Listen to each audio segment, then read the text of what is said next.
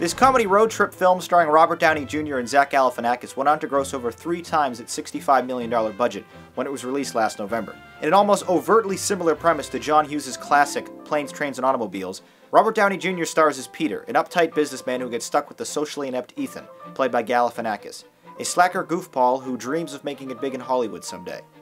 After a string of increasingly bizarre events force them into each other's company for a cross-country road trip, this odd couple go on to annoy the hell out of each other for the remainder of the movie.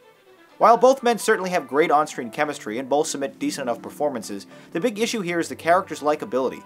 Whereas John Candy was a lovable character with a heart of gold in Planes, Trains, and Automobiles, Ethan is just as annoying as Peter complains he is, and Peter is pretty much a giant dick to him because of it, leaving the viewer not a lot of options as to who to root for. Between the outlandish situations they find themselves in, there are a few good jokes in this movie, but rarely did anything really make me laugh out loud.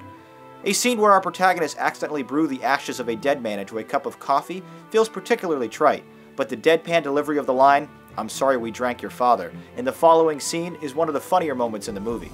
Director Todd Phillips attempts to inject some emotional arcs into these characters by getting serious in the third act. But not only is it too little too late, it also feels very out of place given all the nonsense that preceded it. Fans of Galifianakis' role in The Hangover will undoubtedly find a lot to enjoy here, but Due Date takes far too many liberties in the realm of reality and never really succeeds in convincing us that these characters are genuine human beings anyone would care about. Due Date, sometimes funny, but often ridiculous. Well, that's what I thought of the film. Now let's see what you had to say about it in the YouTube comments.